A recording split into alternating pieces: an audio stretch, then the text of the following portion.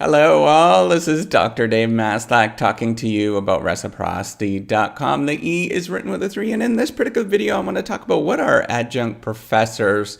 So we have this language. Oh, by the way, I'm a professor of innovation strategy and entrepreneurship, and I'm trying to create this reciprocity platform as a way of me giving back to the rest of the world. There was lots of people that helped me along the way, so I thought it would be really cool if I could create this sort of sharing economy proofreading platform where I can get people to help out others and to create some sort of platform that I think would be awfully good in this world where we need somebody to actually check your work. So what are adjunct professors? In this world, this university world, right?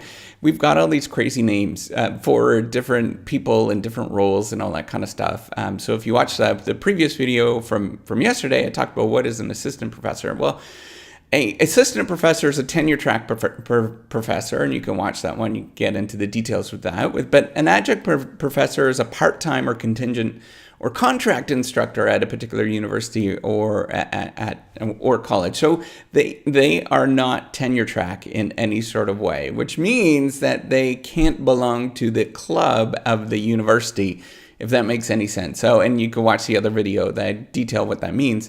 So basically, an adjunct professor can teach basically anything, right? They can teach anything in a university. However, there's a lot of different limitations on what they can possibly teach, depending on the particular institution or what you're actually in. So PhD level courses, adjunct professors are unlikely to teach PhD level courses just simply because they are not in the research game. And that's really what a PhD or doctorate level courses do, is get you trained and think about the research, right? So you can teach maybe a couple of seminars, for example. Maybe it's a couple of sections that might happen in a particular PhD level course, but it's unlikely that they're going to lead the entire course, right? So there's different rules and regulations and stuff. But basically, it just means that the reason is they just don't have the research knowledge of that particular thing. Now, there's always circumstances and, things that sort of are not the norm and stuff like that, but that's generally one of them. And then the other one is sometimes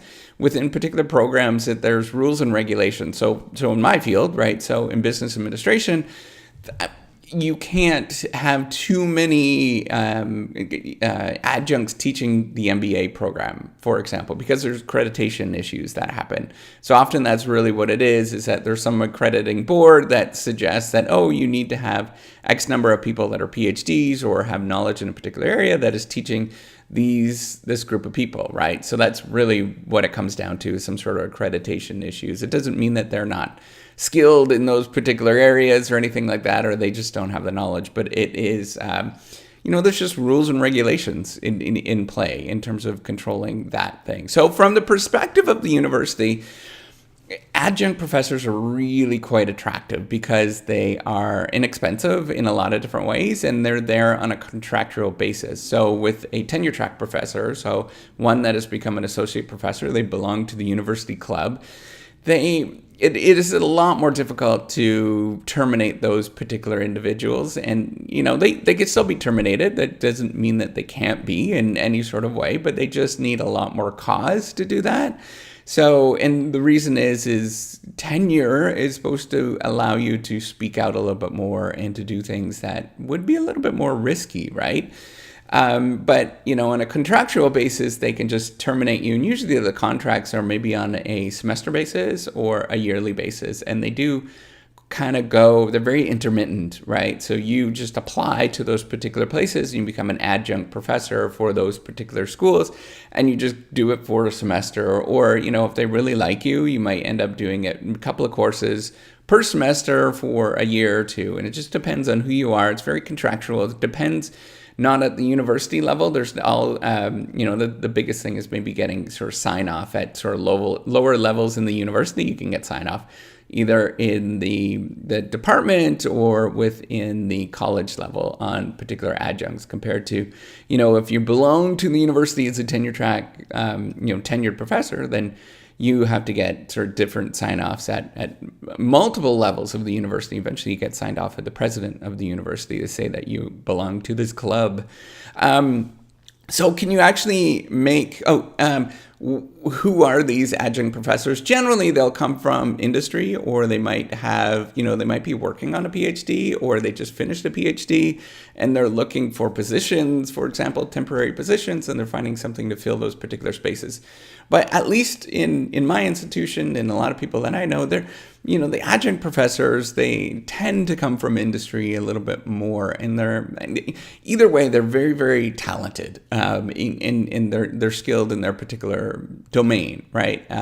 That's the important thing to think about. Now, can you actually make a living as an adjunct professor? Certainly, but it depends on the particular field that you are in and the particular institution that you're in. There's so if you're in business, or if you're in law, for example, or, a professional program like that, then yeah, you could definitely make a living, and, it would be nice. You're just going to have to teach a fair bit for those particular things, and it would have to be a pretty reputable university that you're actually teaching at and being part of.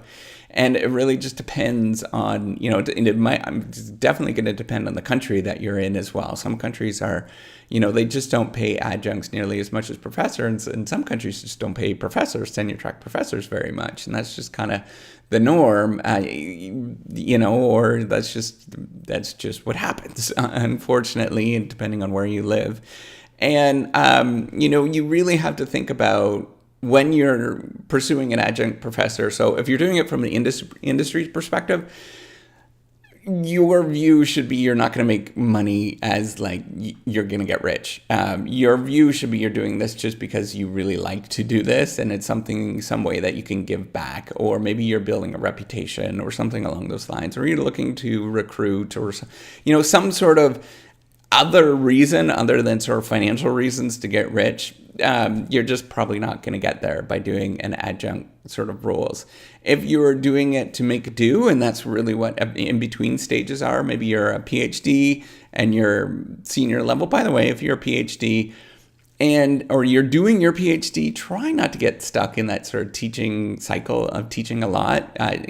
Just get your dissertation done. Get it done. It's going to be much more beneficial for you than being in that sort of teaching sort of route.